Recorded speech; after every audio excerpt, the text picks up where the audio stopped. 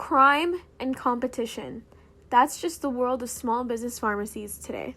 This is the reality Wisconsin's pharmacists face on any given workday. Masked gunmen invading their workplaces, terrorizing their customers, demanding their full stashes of opiates. More pharmacies these days. Now, we've seen several break-ins recently. There's been another pharmacy break-in. 4 pharmacies in a single night. A prolific burglary spree. Authorities say these days pharmacies are targets just like banks are, and they have to have sophisticated security systems and alarm systems just to survive. To gain more insight into the world of small business pharmacies, I sat down with Lorene Avakian, owner of Solo Drugs in Los Alamitos, California. I would say that I became a pharmacist first before realizing maybe that it was a passion. It wasn't exactly what I expected it to be, but after working it for several years, I did enjoy it. But at the same time, I kind of wanted more independence, and I didn't want to have to always do things a corporate way or particular and feel, at the mercy of that. We kind of wanted a little more control.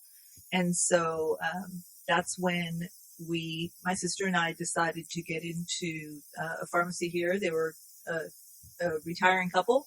And so we thought it would be a great opportunity to get into an established place with a good clientele.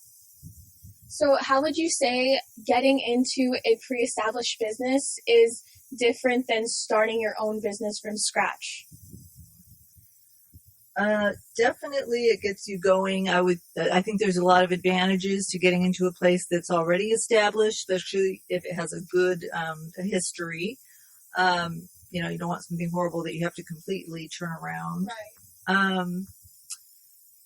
So that was the case here, and it is a community, a small community area. Everybody's pretty close and have known each other, and everyone, follows each other, and they're pretty loyal.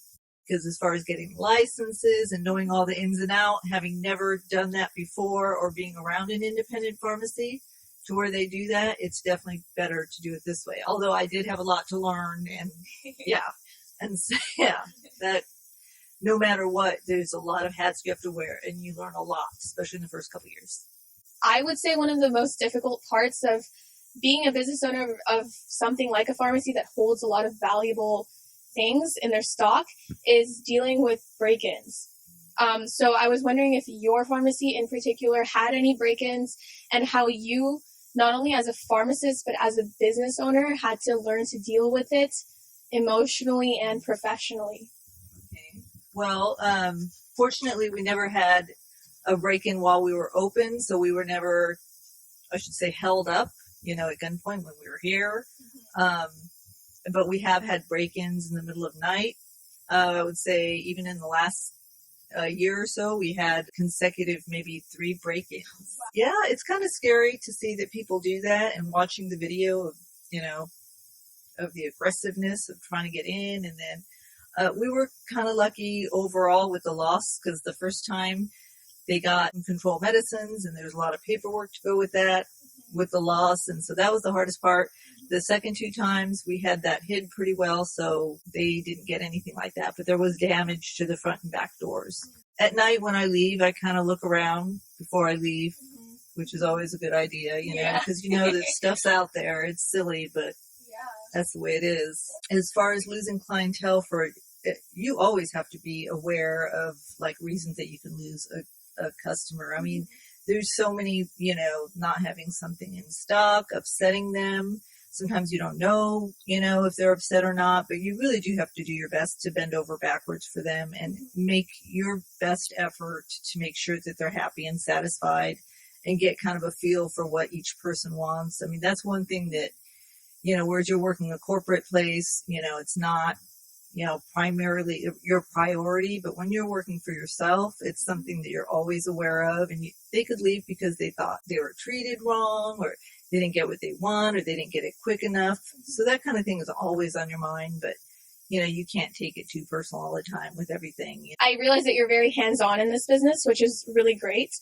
So is there an experience you had with a client where you kind of felt like it embodied what you've been saying before, where, they had a bad experience, but, using your communication skills, which is very, very crucial for any type of business owner, have you ever turned it around, and why has that specific memory stuck with you? Yeah, I would say that's happened more than once where somebody, they started to transfer out a prescription. I wouldn't know why, but I have called people after something like that would happen, say they transferred it, and I was like, I would ask, let me call the patient first and see what's going on. And, I can ask them honestly, and it's like, tell me what happened. If you want to transfer out, that's fine. But, you've been here a long time. And as an owner and, someone that really cares about pleasing our customers and you, because you've been loyal to us, I would ask them why. And they would usually be honest with me. Either something was charged that was too much, what they thought was too much, or we didn't work hard enough to compromise, or somebody else had a better deal, or, sometimes you'll never know, but there has been times where I'm honestly tell them, and your pride has to go away, and tell them that you're going to try harder, and you're going to make sure that's always in stock, and that you apologize and do your best, make a point of it, tell your all the employees about it, and hopefully we can do better, and again, most of them have come back. Some of them you're still going to lose, but that's one thing that, you need to do as an owner. So I noticed that you brought up just like bigger corporations. So seeing as obviously this is a small business, how would your pharmacy in particular compete with the bigger, more mainstream pharmacies like, CVS and Rite Aid? And have you ever found yourself kind of like dealing with trouble because of those pharmacies? Well, absolutely. They're very competitive, and they'll do whatever they can to steer people in their direction. They send out letters, being like Caremark, for instance, CVS Caremark. They also own a big insurance company, and they try to guide their own customers to their own pharmacies. Sometimes making it mandatory, and it's our job to clarify to our customers that we are going to give them the same service at the same price. And sometimes we have to cut off a little bit of our profit in order to match those prices. So we always have to be aware, and it is extra work to make sure that we're giving them the same service, the same medication, and that's, pretty much price wise, and to let them know that they're still, the security of their insurance and everything is fine just here. It's not like, they're going to be, cut off from their insurance if they come here, because that's usually not the case. If anything, they might save a little there, but we'll compensate once in a while. And then also, what we can do that they don't do is be more flexible to get their refills out earlier. Sometimes if they're out of refills and it's a maintenance drug, we can bend a little and give it to them, give the okay for it, and then call the doctor later. Those are big things. Calling the doctor to get something similar if something is not covered, doing prior authorizations, which is a little extra paperwork. Gosh, I can go on, but it's mostly about being flexible and kind of getting an idea, getting the feel for what that particular customer wants and how I can help, what makes them happy. So you do have to kind of like not break rules, but do as much as you can, even if it takes a little extra work. I see what you're saying, because even for me as a customer of pharmacies, I do realize that small business pharmacies tend to be a little more like customer oriented. They really like to work towards pleasing the customer, and a lot of those name brand stores kind of have a very like a standard look on their face. They can't really change much.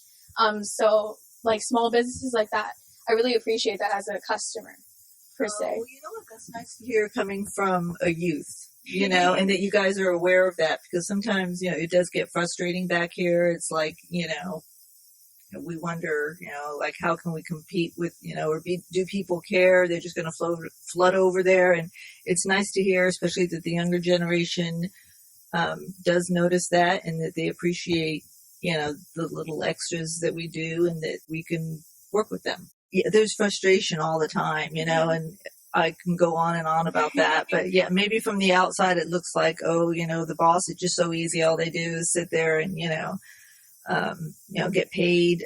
That's so far from the truth. It is like anything that happens it's not going to be any particular employee's responsibility. It's going to come back to the person that runs the store, the owner. So with all the, everything that comes with having power, is responsibility. So you have to get ready for that responsibility. At times you feel like, oh, I feel pretty satisfied that I'm running this my way and I'm making my choices. But at the same time, you always have to question that, and you always have that extra pressure of making things work in the end. Because that's, if it doesn't work, it gets, it's all great, but it's got to work in the end. All the numbers have to come out. So you got to keep that in mind when you decide to step into a place, so like all the pros and the cons. Sure. And what I think would really help is having a partner with you all the time, especially somebody close. And although that is challenging too, because then all the little bickering starts, and, well, I did more than you, and, blah, blah, blah. But to have support is pretty big, and to have somebody with you that cares about the business as much as you do. For all the female business aspiring owners out there, do you have any advice for them as they're starting to get into this type of almost sometimes even cutthroat world?